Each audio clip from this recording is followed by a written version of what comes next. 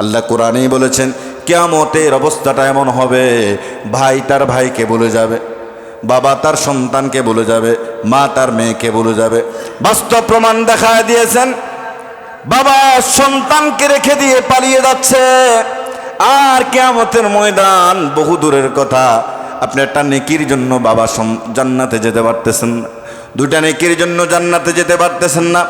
সন্তানকে বললেন, সন্তান কত কষ্ট দুনিয়ায় করেছি, মাথার ঘাম পায়ে ফেলে রোজগার করে খাওয়ায়া পড়ায়া তোমাকে লালন পালন করে এই জায়গায় নিয়ে আসছি। আজকে আমি তোমার বাবা, দুইটা নেকির জন্য আল্লাহর জান্নাতে যেতে পারতেছেন।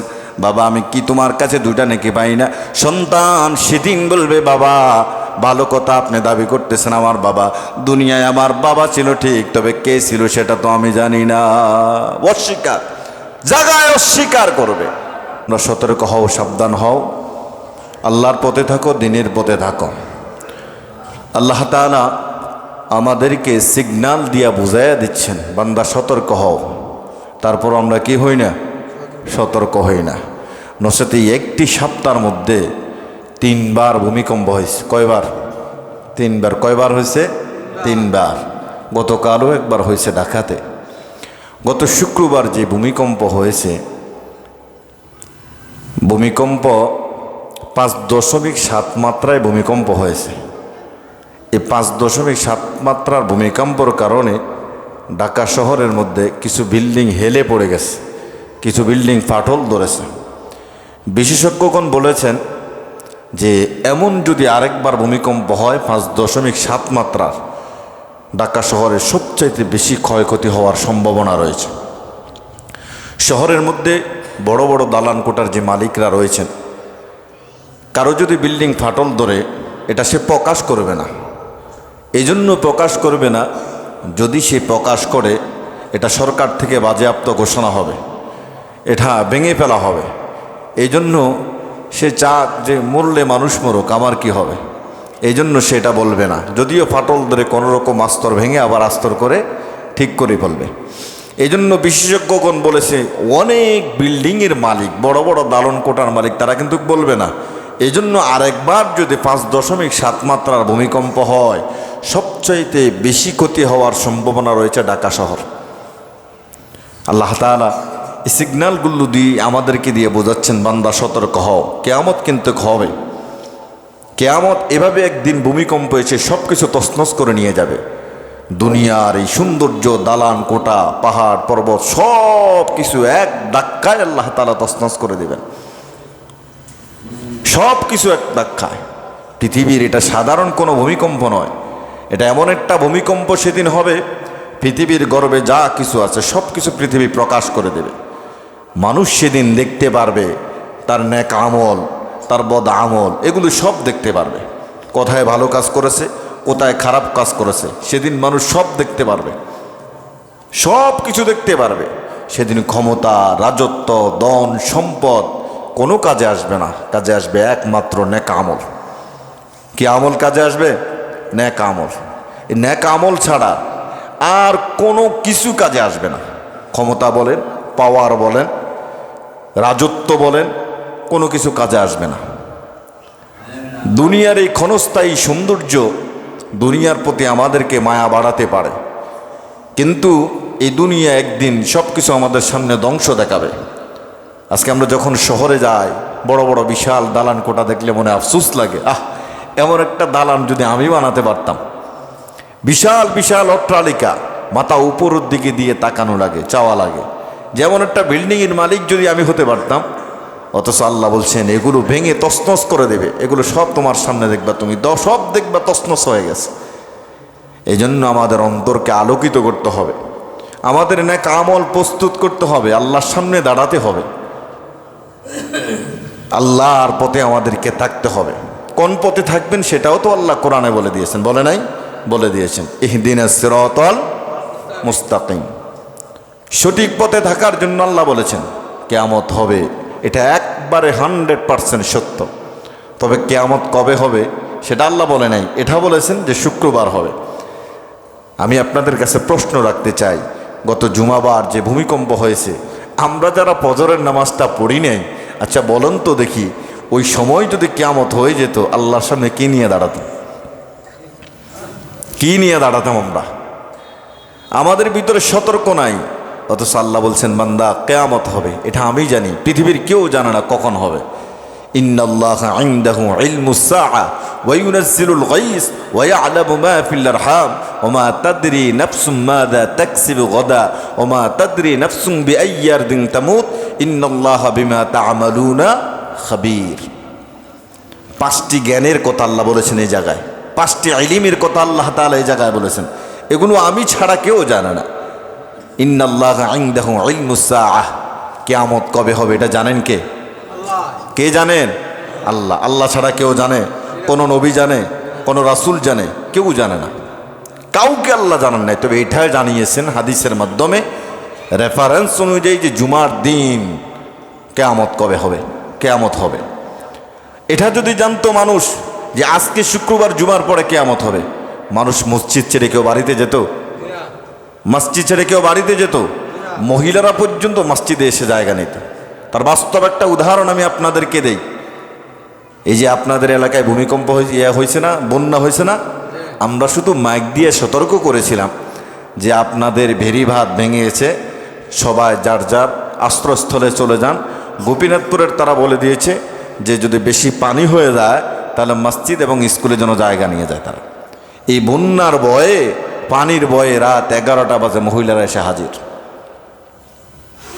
মহিলারা এসে হাজির, অথচ ইবাদতের ধারের কাছেও কেউ নাই, ইবাদত থেকে অনেক দূরে, অনেক দূরে। আমরা তো আপনাদেরকে সারাদিন আল্লাহর ইবাদত করার জন্য বলি না, ইবাদত করার জন্য বলছেন আমালান সলিহা, আমালান কাসীর। আল্লাহ বলে নাই যে অনেক ইবাদত লাগবে, বিশাল সৎ আমল অল্প হলেই জান্নাতে যাওয়ার জন্য যথেষ্ট। আখলিস দীনাকা ইয়াখফিকাল আমালুল কলিল, জান্নাতে যাওয়ার জন্য নেক আমল অল্পই যথেষ্ট।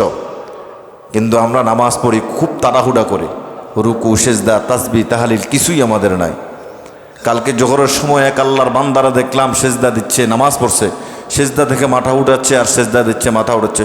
কোথায় গেল তার সুবহান রাব্বিয়াল আলা? কোথায় গেল সুবহান রাব্বিয়াল আযীম? কোথায় দুরূদ শরীফ, তাশাহুদ, দোয়ায়ে মাসুরা? সেজদা থেকে উঠছে, সালাম ফিরায় ফেলছে। তো ইবাদত থেকে আমরা বহু দূরে। কোনোরকম মনে হয় যে একটু ইবাদত করতে পারলেই বাসি। তাহলে 1 নম্বর কিয়ামতের জ্ঞান কার কাছে? আল্লাহর কাছে। তারপরে হলো কখন কোথায় বৃষ্টি হবে, এটা জানেন কে? এটা কে জানেন? আল্লাহ। আল্লাহ ছাড়া কেউ জানে না। যদিও আমরা আকাশের মেঘাচ্ছন্ন আকাশ দেখে বলতে পারি একটু পরে বৃষ্টি হবে, কিন্তু দেখা গেছে মেঘাচ্ছন্ন আকাশ একেবারে অন্ধকার হয়ে আসছে, এই মেঘ আবার অন্যদিকে চলে যাচ্ছে। এমন নমুনা আছে না নাই? আবার আবহাওয়াবিদ যারা আছে তারা দেখবেন শিউর করে বলে না, তারা বলে আগামীকাল কুমিল্লা জেলাধীন অবস্থিত বরিশং থানায় বৃষ্টি হতে পারে, নাও হতে পারে, কিন্তু তারা শিউর করে বলে না যে বৃষ্টি হবে। তাহলে যিনি বৃষ্টির দায়িত্ব কাজের নিয়োজিত রয়েছেন সেই ফেরেশতাও জানে না কখন বৃষ্টি দিতে হবে। যখন আল্লাহ তাআলা নির্দেশ দেন, বলেন, তখনই তিনি কি দেন? বৃষ্টি দেন। ওয়া ইয়ালামু মা ফিল আরহাম, মায়ের যে হারাম, মায়ের যে গর্ভ, এই গর্ভের মধ্যে ছেলে না মেয়ে এটা জানেন কে?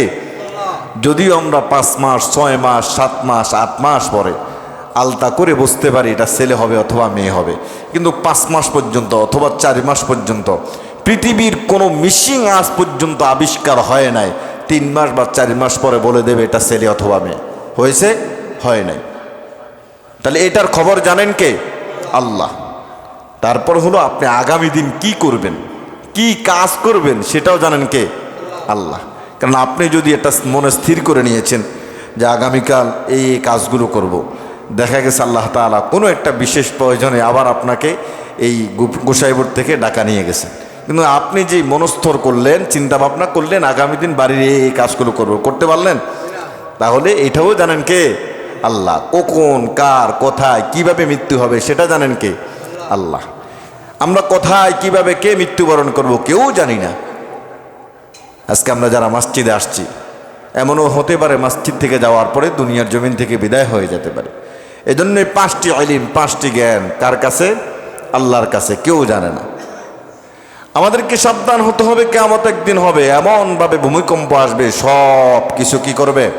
তছনছ করে দিবে, সব ধূলিসাৎ করে দিবে। এই জন্য আল্লাহ তাআলা কোরআন কারীমে সূরাতুল জারিয়াত বলেন, আউযু বিল্লাহি মিনাশ শাইতানির রাজীম, বিসমিল্লাহির রহমানির রহিম, ইযা যুলজিলাতিল আরদু জিলজালাহা। রব্বুল আলামিন আয়াত নাযিল করে দুনিয়ার মানুষদেরকে জানায় দিলেন, যখন পৃথিবী তার চূড়ান্ত কম্পনে প্রচণ্ডভাবে কাঁপানো হবে। এই কম্পন পৃথিবীর স্বাভাবিক কোনো কম্পন নয়, এটা এমনভাবে কাঁপানো হবে পুরো পৃথিবী আল্লাহ রাব্বুল আলামিন এক কাঁপানুতেই ধ্বংস করে দেবে।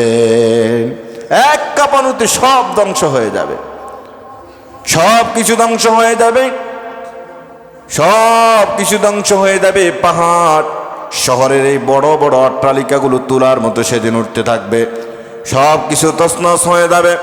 পৃথিবীতে আজ যখন ভূমিকম্প হয়, বিশেষজ্ঞগণ ভূমিকম্পর মেশিন রিখটার স্কেলের মধ্যে মাপেন যে আজকে এত মাত্রায় ভূমিকম্প হয়েছে। সেদিন আল্লাহ তাআলা এমনভাবে কম্পন সৃষ্টি করবেন, পৃথিবীতে এমন কোনো ভূমিকম্পর মেশিন নাই যে ভূমিকম্পর মাত্রা ধরে রাখতে পারে। ঠিক কিনা বলেন? এমন কোনো মেশিন নাই। আল্লাহ তাআলা বলেন, ইয়া আইয়ুহান নাসু ইত্তাকু রাব্বাকুম ইন্না যালজালাতাস সাআতি শাইউন আযীম। রব্বুল আলামিন বলেন, ইয়া আইয়ুহান নাস, ও দুনিয়ার মানুষ, ইত্তাকু রাব্বাকুম, তোমরা তোমাদের রবকে ভয় করো, তোমরা তোমাদের মালিককে ভয় করো, আল্লাহকে ভয় করো। আমরা বললাম রব্বুল আলামিন কেন ভয় করব, কি জন্য ভয় করব? আল্লাহ তাআলা এরপরে বলেছেন, ইন্না যালজালাতাস সাআতি শাইউন আযীম, নিশ্চয়ই কিয়ামতের ব্যাপারটা কঠিন একটা ব্যাপার, মারাত্মক ব্যাপার। কিয়ামত হবে, সব কিছুকে আল্লাহ তাআলা লন্ডভন্ড করে দেবেন। আজ চোখের সামনে যত বিশাল বড় বড় বিল্ডিং দেখতেছি, 100 তলা, 110 তলা, 20 তলা, 90 তলা, 80 তলা, এই বিশাল বড় বিল্ডিংগুলো, প্রাসাদগুলো তুলোর মতো সেদিন আমার চোখের সামনে উঠতে থাকবে। আল্লাহ বলেন, ওয়াহুমিলাতিল আরদু ওয়াল জিবালু ফাদুক্কাতা দাক্কাতাও ওয়াহিদা ফায়াউমাইযিন ওয়াকাআতিল ওয়াকিআ। রব্বুল আলামিন বলেন, পৃথিবী এবং তার মধ্যে পাহাড়গুলোকে আমি আল্লাহ তাআলা উত্তোলন করব, তারপরে এক ধাক্কা দেব, এক ধাক্কায় সব কিছু তছনছ হয়ে যাবে, সব কিছু ধ্বংস হয়ে যাবে। তখনই কিয়ামত শুরু হয়ে যাবে। আল্লাহু আকবার বলেন। সব ধ্বংস হয়ে যাবে, কিছুই থাকবে না। আল্লাহর নবীর সাহাবী আবু হুরায়রা রাদিয়াল্লাহু তাআলা আনহু বর্ণনা করেন, আল্লাহ নবী সাল্লাল্লাহু আলাইহি সাল্লাম বলেন, কিয়ামত যখন হয়ে যাবে, মানুষগুলো যখন সব কিয়ামতের ময়দানে দাঁড়ায় যাবে, হাসরের ময়দানে যখন দাঁড়ায় যাবে, আল্লাহ তাআলা আদম আলাইহিস সালাতু ওয়াস সালামকে নির্দেশ দিবেন, ও আদম, তোমার সন্তানদের মাঝ থেকে তুমি সন্তানগুলোকে জাহান্নামে নিয়ে যাও। বলো আল্লাহ, হাজারে কয়জন জাহান্নামের দিকে নিয়ে যাব? আল্লাহ তাআলা আদম আলাইহিস সালাতু ওয়াস সালামকে বলবেন, আদম রে, হাজারে 999 জনকে তুমি জাহান্নামে নিয়ে যাও। 999 জন। তাহলে জান্নাতে যাবে কয়জন? হাজারে 999 জন। এই আলোচনা যখন আল্লাহর নবী সাহাবায়ে কেরামের মধ্যে করতেছেন, সাহাবায়ে কেরাম চোখের পানি ছেড়ে দিলেন, চিন্তায় কপালের চামড়াগুলো বাজ হয়ে গেল। নবী গো, দ্বীনের জন্য, ইসলামের জন্য এত কিছু করলাম, আল্লাহর জন্য, জান্নাত পাওয়ার জন্য, হাজারে যদি 999 জন জাহান্নামে যায়, আর আমাদের ফয়সালা কি হবে? আল্লাহ নবী বললেন, সাহাবীরা কোনো টেনশন করো না, ওই একজন যে জান্নাতে যাবে সে হবে আমার উম্মতের দলের অন্তর্ভুক্ত। সুবহানাল্লাহ। আর 999 জন হলো ইয়াজুজ মাজুজের অন্তর্ভুক্ত। আল্লাহ নবী বললেন, ও সাহাবীরা শোনো, আরেকটা সুসংবাদ তোমাদেরকে জানায়া দেয়। আল্লাহ তাআলা যে জান্নাত বানাইছেন, এই জান্নাতের মধ্যে 1/3 হবে আমার উম্মত। সুবহানাল্লাহ বলেন। 1/3 হবে আমার উম্মত। তবে তোমরা ভয় করো সেই দিনকে, যেদিন আল্লাহ তাআলা দুনিয়া ধ্বংস করে দেবে, সব কিছু তছনছ করে দেবে। কারণ আল্লাহর ফেরেশতা ইসরাফিল আলাইহিস সালাতু ওয়াস সালাম একটা সিংহা নিয়ে বসে আছেন। পৃথিবী যেদিন সৃষ্টি করেছেন, মানুষগুলোকে যেদিন আল্লাহ দুনিয়ায় পাঠাইছেন, সেদিন ইসরাফিল আলাইহিস সালাতু ওয়াস সালামকে সিংহা নিয়ে দাঁড় করায় দিয়েছেন। আল্লাহর নবী বললেন, আমি মেরাজে গেলাম, সব নবীকে সালাম দিলাম, সালামের উত্তর নিলাম, সমস্ত ফেরেশতাদেরকে সালাম দিলাম, সকলের কাছ থেকে সালামের উত্তর পেলাম। কিন্তু ইসরাফিল আলাইহিস সালাতু ওয়াস সালামকে যখন সালাম দিলাম, তখন আমি সালামের উত্তর পেলাম না। একবার নয়, দুইবার নয়, 3বার আমি ইসরাফিলকে সালাম দিয়েছি। ইসরাফিল কোনো সালামের উত্তর দেয় নাই। আমি আবার বললাম, ইসরাফিল, আমি তো এমনি এমনি এখানে আসি নাই, আল্লাহর সাথে সাক্ষাৎ করার জন্য আমি নিজ থেকে আসি নাই। আল্লাহ তাআলা মেহমান বানায় দুনিয়ার থেকে আমাকে নিয়ে আসছেন। সুবহানাল্লাহ বলেন। আল্লাহ তাআলা ফেরেশতা পাঠিয়ে দিয়েছেন আমাকে নিয়ে আসার জন্য। ওই ইসরাফিল, দেখো আমার সঙ্গে জিবরাইল আলাইহিস সালাতু ওয়াস সালাম এসেছেন। তুমি যদি মনে করো আমি তোমাকে সালাম দিয়েছি, এই সালাম নেওয়ার সময় আল্লাহ তাআলা তোমাকে হুকুম করবে সিংহায় ফু দেওয়ার জন্য, তাহলে তো তুমি আল্লাহর অমান্য করতে পারবে না, আল্লাহর নির্দেশ অমান্য করতে পারবে না। এই জন্য সালাম নেও নাই। আমি তো ইচ্ছে করে আসি নাই, আল্লাহ রব্বুল আলামিন আমাকে নিয়ে এসেছেন। আমি যেহেতু এখানে এসেছি, আমার মনে হয় না যে আল্লাহ তাআলা এখন কিয়ামতের নির্দেশ দিবেন। এই কথাটা বলার পরে ইসরাফিল আলাইহিস সালাতু ওয়াস সালাম বলেন, সাইয়্যিদিনা ইয়া রাসূলুল্লাহ, আমি জানি আপনি আমাকে সালাম দিয়েছেন, আমি শুনতেও পেয়েছি আপনি আমাকে সালাম দিয়েছেন। একবার নয়, দুইবার নয়, 3বার আপনি আমাকে সালাম দিয়েছেন, আমি শুনতে পেয়েছি। কিন্তু আমার ভিতরে কাজটা করতেছিল, আমি যদি আপনার সালামের উত্তর নেই, আর আল্লাহ যদি এই মুহূর্তে নির্দেশ দেন, আমি যদি সিংহায় ফুঁক দিতে না পারি, তাহলে আল্লাহর নির্দেশ অমান্য করা হবে। এই জন্য নবী গো, আমি আপনার সালামের জবাব নেই নাই, এই জন্য নেই নাই। আল্লাহ নবী বলেন, তুমি মনে করো আমি এখানে আসছি আর আল্লাহ কিয়ামতের নির্দেশ দিবেন। ইসরাফিল আলাইহিস সালাতু ওয়াস সালাম আবার সালামের উত্তর নিয়ে নিলেন। আল্লাহ নবী বললেন, দুনিয়ার মানুষ সে শুনে নাও, যে সিংহাটা নিয়ে ইসরাফিলকে দাঁড় করা দিয়েছেন, এরকম একটা দুনিয়া কেন, 10টা দুনিয়া ওই সিংহার ভিতর দিয়ে আসতে পারবে এবং যেতে পারবে। সুবহানাল্লাহ। কি বিশাল সিংহা, ফুৎকার দেবে, সব ধ্বংস হয়ে যাবে। অন্য বর্ণনায় এসেছে, পৃথিবীতে যত মানুষ রয়েছে ওই সিংহার মধ্যে মানুষ অনুযায়ী একটা করে ছিদ্র রয়েছে। ইসরাফিল ফুৎকার দিবে মাত্র, মানুষের কানের পর্দাগুলো পেটে মানুষগুলো তুলোর মতো সেদিন উঠতে থাকবে। আল্লাহু আকবার বলেন। তারপরও আমাদের ভিতরে কোনো ভয় নাই, কোনো চিন্তা নাই, কোনো ভয় নাই। আল্লাহ নবী বললেন, সেদিন এমন একটা অবস্থা হবে, এমন একটা পরিস্থিতি হবে, দুগ্ধজাতক সন্তান, যেই সন্তান মায়ের দুধ পান করে, ওই সন্তানটাকে পর্যন্ত মা ভুলে যাবে। যে মহিলার গর্ভবতী, গর্ভের মধ্যে সন্তান রয়েছে, কম্পনের কারণে সন্তানটা মা প্রসব করে দেবে, সেদিন সেই সন্তানটা দুনিয়ায় আসার পরে আবার বৃদ্ধ হয়ে যাবে। আল্লাহু আকবার বলেন। এমন একটা করুণ পরিস্থিতি হবে। দুনিয়ার জমিনে যা আমরা করেছি সব সেদিন দুনিয়া প্রকাশ করে দেবে। আল্লাহ বলেন, ওয়া আখরাজাতিল আরদু আথকালাহা, পৃথিবী সেদিন তার ভিতরে যা কিছু আছে সব কিছু সেদিন বের করে দেবে। সমাধির মৃতদেহ, গুপ্ত ভাণ্ডার, যা কিছু এই জমিনের নিচে আছে সব কিছু সেদিন জমিন প্রকাশ করে দেবে, বাইর করে দেবে। পালানোর কোনো রাস্তা সেদিন থাকবে না। কোন জায়গায় অপকর্ম করেছেন, কোন জায়গায় গুনাহ করেছেন, সেই মাটি আপনার বিরুদ্ধে আমার বিরুদ্ধে সাক্ষী হয়ে যাবে। এজন্য বিজ্ঞ উলামায়ে কেরামরা বলেছেন যে জমিনের বোঝা হলো, এই জমিনের বোঝা হলো মৃতদেহ। জমিনের ভিতরে যত গুপ্তধন আছে, এই গুপ্তধন মানুষের স্মৃতি থেকে ভুলে যাওয়া এমন অনেক গুনাহ সেদিন জমিন প্রকাশ করে দেবে। আজ আমরা এখানে যারা আছি, আমাদের অনেকের স্মরণ নাই কখন কোন সময় কি গুনাহ করে ফেললাম। কিয়ামতের ময়দানে যখন আপনার সেই গুনাহটাও দেখাবে, আল্লাহ এই গুনাহটা পর্যন্ত বুঝে আপনি আজকে আমাকে দেখায়ছেন, এই গুনাহটা বুঝি। স্মৃতি থেকে অনেক গুনাহের কথা আমাদের স্মরণ নাই, যে গুনাহটা মনের অজান্তেই করে ফেলেছি, সেই গুনাহটা পর্যন্ত জমিন প্রকাশ করে দেবে।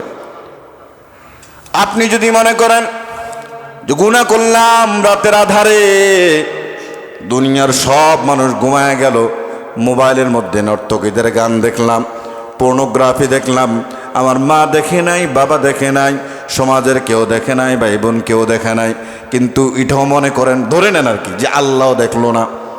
আপনার ধারণা আল্লাহও দেখলো না, অথচ আল্লাহর নবী সাল্লাল্লাহু আলাইহি সাল্লাম বলেন পৃথিবীতে 5.7 মাত্রার ভূমিকম্প হওয়ার কারণে পৃথিবীর মানুষের আবিষ্কারকৃত মেশিন যদি ভূমিকম্প ধরে রাখতে পারে, আল্লাহর এই জমিন বুঝি মানুষের প্রতিটি চাপ ধরে রাখতে পারবে না? পারবে না? পারবে না বলেন? প্রতিটি চাপ মানুষের ধরে রাখবে। কোথায় গিয়া পালাবেন? কোথায় গিয়া লুকাবেন? আপনি মনে করতে পারেন কত কত তো মোল্লা মুন্সিরা বলে সব কিছুকে মেনে নেওয়া যায়, কিন্তু আল্লাহ কোরআনে বলছেন জমিন আমার, আসমান আমার, গ্রহ নক্ষত্ররা যে সব কিছু আমি আল্লাহ সৃষ্টি করেছি, আবার আমি আল্লাহ একদিন নির্দেশ দেব, এই নির্দেশ দেওয়ার সঙ্গে সঙ্গে পুরো পৃথিবীটা আমি আল্লাহ ধ্বংস করে দেব, সব ধ্বংস করে দেবেন। আল্লাহ বলেন يومئذ تحدث أخبارها وقال الإنسان ما لها। সেদিন মানুষগুলো আতঙ্কে বলবে কি হলো, কি হলো, এমন অবস্থা হচ্ছে কেন, কি হলো? সেদিন প্রযুক্তি জ্ঞান বিজ্ঞান কোনো কাজে আসবে না, সন্তানাদি ছেলে মেয়ে বিবি বাল বাচ্চা কোনো কাজে আসবে না, অর্থ সম্পদ কোনো কাজে আসবে না। তার বাস্তব প্রমাণে আমরা গত শুক্রবার দেখেছি, বাবা তার সন্তানকে রেখে দৌড়ে পালিয়ে যাচ্ছে। সামান্য 5.7 মাত্রার ভূমিকম্প হয়েছে, বাবা নিজের সন্তানকে রেখে দিয়ে দৌড়ে পালিয়ে যাচ্ছে। এটা আল্লাহ দেখাচ্ছেন, বান্দা সতর্ক হও, কিছু নমুনা আমি তোমাদেরকে দেখিয়ে দিচ্ছি, সাবধান হয়ে যাও। তারপরও আমরা সাবধান হচ্ছি না। এটা আমাদের জন্য শিক্ষা। দুনিয়াতে সামান্য ভূমিকম্পের কারণে বাবা তার সন্তানকে রেখে পালিয়ে যাচ্ছে, আর আল্লাহ নিজে কোরআনেই তো বলে দিয়েছেন ইয়াউমা ইয়াফিরুল মারউ মিন আখিহি ওয়া উম্মিহি ওয়া আবিহি ওয়া সাহিবাতিহি ওয়া বানি। আল্লাহ কোরআনেই বলেছেন কিয়ামতের অবস্থাটা এমন হবে, ভাই তার ভাইকে বলে যাবে, বাবা তার সন্তানকে বলে যাবে, মা তার মেয়েকে বলে যাবে। বাস্তব প্রমাণ দেখায় দিয়েছেন, বাবা সন্তানকে রেখে দিয়ে পালিয়ে যাচ্ছে।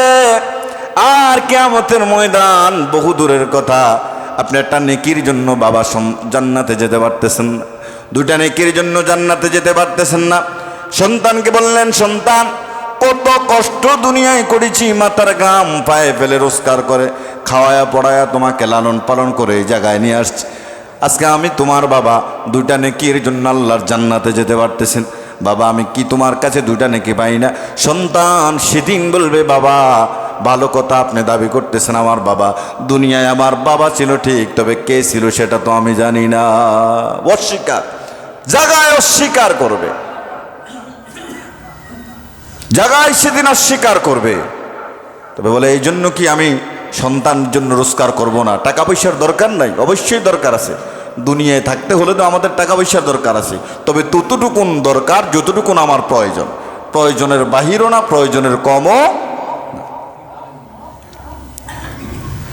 আল্লাহ রাব্বুল আলামিন বললেন সেদিন তোমার ক্ষমতা কোনো কাজে আসবে না, সেদিন তোমার সম্পদগুলো কোনো কাজে আসবে না।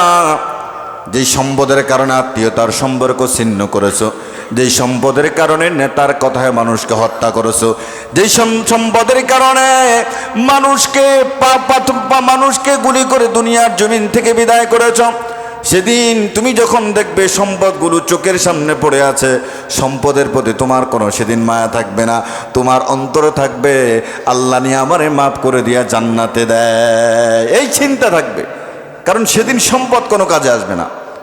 আমি আপনাদেরকে বলছি আর আপনারা শুনছেন, বলে মোল্লা সাহেবরা তো কত কথাই বলে, আপনি নিজের দিকে একটু ভালো করে খেয়াল করেন, আপনি ছিলেন কি, এখন হইলেন কি? দাড়িগুলো ছিল কাঁচা, দাড়িগুলো ছিল কুচকুচে কালো, আর এখন দাড়ি হয়ে গেছে সাদা। মাথার চুলগুলো ছিল কুচকুচে কালো, এখন মাথার চুলগুলো হয়ে গেছে সাদা।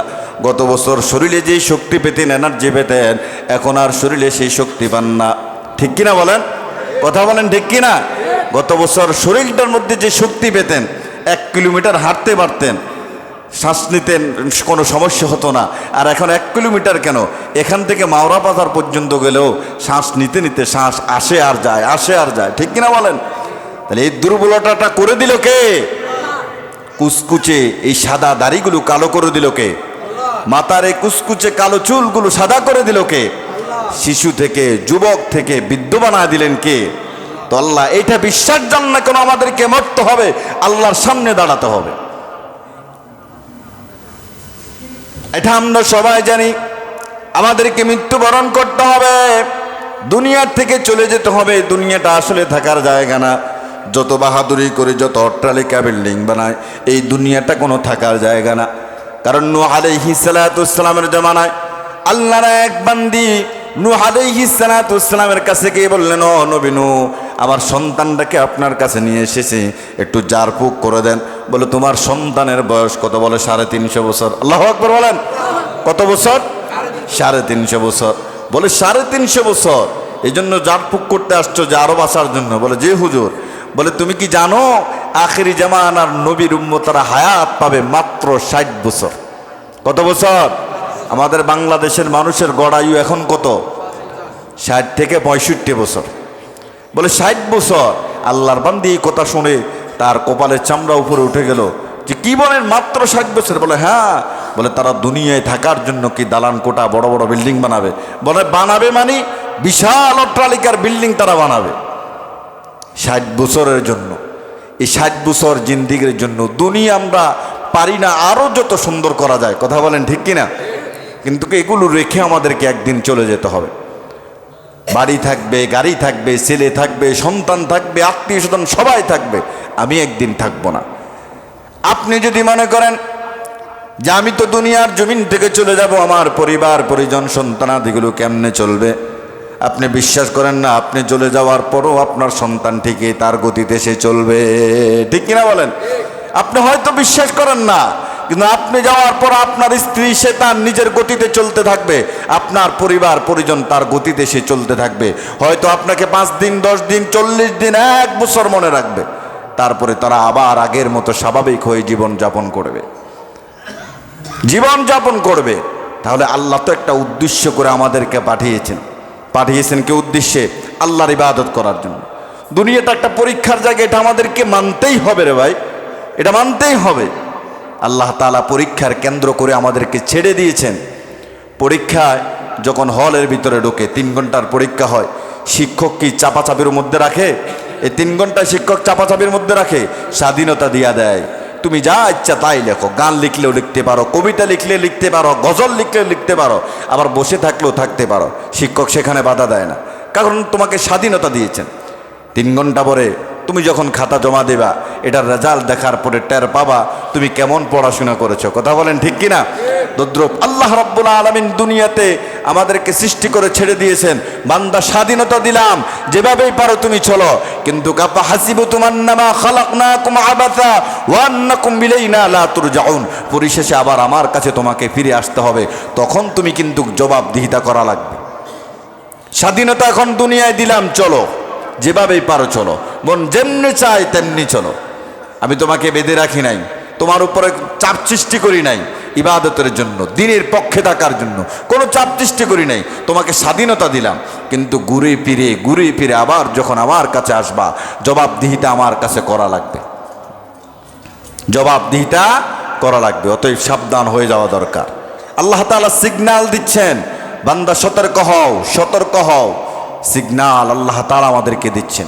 আমরা যদি আজও সতর্ক হতে না পারি, কখন সতর্ক হব? আজ বিশেষজ্ঞগণ বলছেন যে 6000 কিলোমিটার নিচে যেটা প্লেট, এটা অনেকটা ফাঁকা হয়ে আছে, যে কোনো সময় সংঘর্ষ হলে এই বাংলাদেশ অনেকটা ক্ষতি হয়ে যেতে পারে, অনেকটা ক্ষতি হয়ে যেতে পারে। এই জন্য আমাদের সতর্ক হয়ে যাওয়া দরকার, নেক আমলের প্রতি ঝুঁকা দরকার, মানুষের সাথে আচরণ ব্যবহার ভালো করা দরকার। যাদের আলোচনা, যাদের ব্যবহার, কথাবার্তা, চলাফেরা ভালো হবে, তারাই তো হলেন আল্লাহর প্রিয় বান্দা। কথা বলেন ঠিক কিনা? কারণ আল্লাহ নিজেই বলেছেন, ওয়াইবাদুর রহমানিল্লাযীনা ইয়ামশুনা আলাল আরদ হাওনা ওয়া ইযা খাতাবাহুমুল জাহিলুনা ক্বালু সালামা। আল্লাহর প্রিয় বান্দা তো তারা হবেন যারা এই জমিনে নম্র ভদ্রভাবে চলাফেরা করে। তা আমি নম্রভাবে ভদ্রভাবে চলাফেরা করতে পারলাম না, আজ ক্ষমতার কারণে অমুককে মারলাম, তমুককে মারলাম, ক্ষমতার কারণে অমুকের গায়ে হাত, তমুকের গায়ে হাত। আবার একদিন এই ক্ষমতাচ্যুত হব, তখন যাদের উপর আমি নির্যাতন করলাম, জুলুম করলাম, তারাই আবার আমার উপরে জুলুম করবে। কথা বলেন ঠিক কিনা? ছাড় নাই, কাউকে আল্লাহ তাআলা ছাড় দিবেন না। সুতরাং আমল আমল আমল ছাড়া কোনো গতি নেই। যুবক ভাইয়েরা, এখনও আপনাদের সময় আছে, আল্লাহর দিকে ফিরে আসেন। এই সময়টা মোবাইলের পিছে ব্যয় করে কোনো ফয়দা হবে না, কোনো লাভ হবে না। গোপনে মোবাইল টিপতেছেন, মোবাইলে দেখতেছেন, এটাও একদিন সাক্ষী হয়ে দাঁড়ায় যাবে। যে মাটিতে গুনাহ করতেছেন, এই মাটি আপনার বিপক্ষে সাক্ষী দিবে।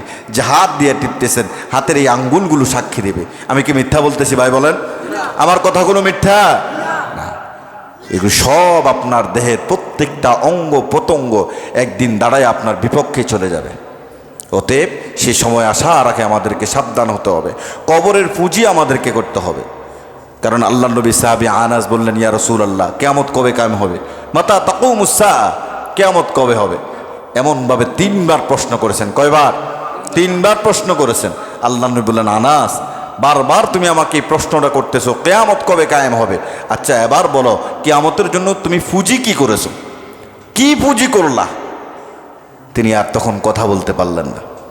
আমাদের পুঁজি করার দরকার। পুঁজি ছাড়া জান্নাতে যাওয়া যাবে না। পুঁজি ছাড়া যেমন ব্যবসায় লাভবান হওয়া যায় না, পুঁজি ছাড়া আল্লাহর জান্নাতেও যাওয়া যাবে না। আল্লাহ তাআলা কবুল করুক আমাদেরকে বেশি বেশি নেক আমল করার, তবে নেক আমল সহিভাবে করার তৌফিক দান করো। সকলে পড়ে আমিন।